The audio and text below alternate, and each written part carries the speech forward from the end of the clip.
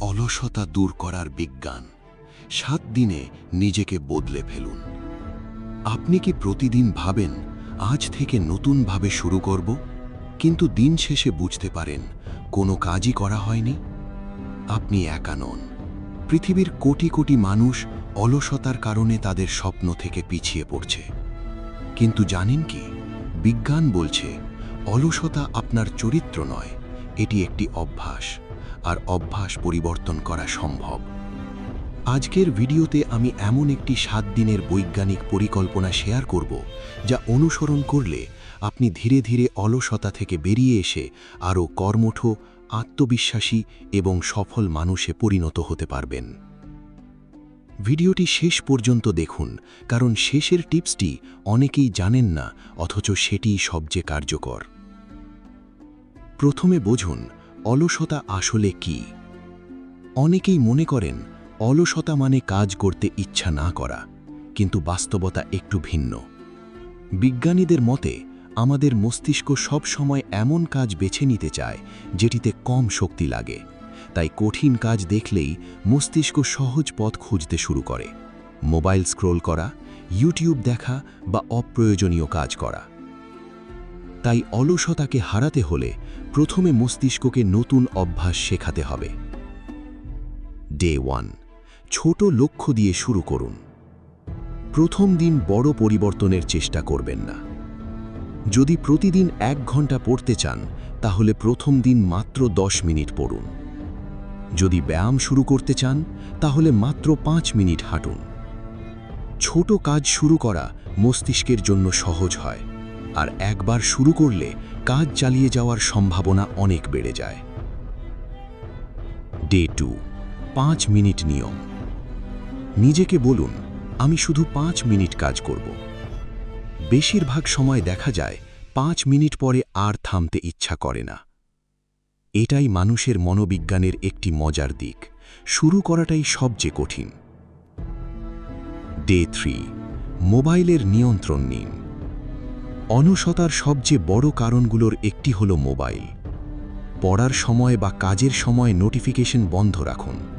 মোবাইলটি হাতের নাগালের বাইরে রাখুন। 1 ঘন্টা মনোযোগ দিয়ে কাজ করলে যে ফল পাবেন, তা কয়েক ঘন্টা অমনোযোগী কাজের থেকেও ভালো। ডে 4, প্রতিদিন একই সময় কাজ করুন।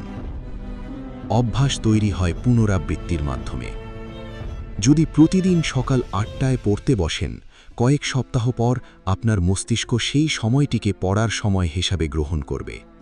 এভাবেই শৃঙ্খলা তৈরি হয়। ডে 5, নিজের অগ্রগতি লিখে রাখুন। প্রতিদিন রাতে মাত্র 2 মিনিট সময় নিয়ে লিখুন, আজ কি কাজ করলাম, কি করতে পারিনি, আগামীকাল কি করব। এই ছোট অভ্যাস আপনাকে নিজের কাছে দায়বদ্ধ রাখবে। ডে 6, নিজেকে পুরস্কার দিন। একটি গুরুত্বপূর্ণ কাজ শেষ করলে নিজেকে ছোট একটি পুরস্কার দিন। হতে পারে প্রিয় গান শোনা, 1 কাপ কফি, অথবা 15 মিনিট বিশ্রাম। এতে মস্তিষ্ক কাজের সঙ্গে ইতিবাচক অনুভূতি যুক্ত করতে শেখে। ডে 7, নিজের নতুন পরিচয় তৈরি করুন। সবচেয়ে বড় পরিবর্তন আসে যখন আপনি নিজেকে নতুনভাবে দেখতে শুরু করেন। নিজেকে বলুন, আমি অলস নই, আমি একজন শৃঙ্খলাবদ্ধ মানুষ। এই পরিচয়ই আপনার সিদ্ধান্ত, অভ্যাস এবং ভবিষ্যৎ বদলে দিতে পারে। অতিরিক্ত 3টি শক্তিশালী টিপস। 1, প্রতিদিন অন্তত 7 থেকে 8 ঘন্টা ঘুমান। 2, সকালে ঘুম থেকে উঠে প্রথম 30 মিনিট মোবাইল ব্যবহার করবেন না। 3, প্রতিদিন অন্তত 20 থেকে 30 মিনিট হাঁটুন বা ব্যায়াম করুন।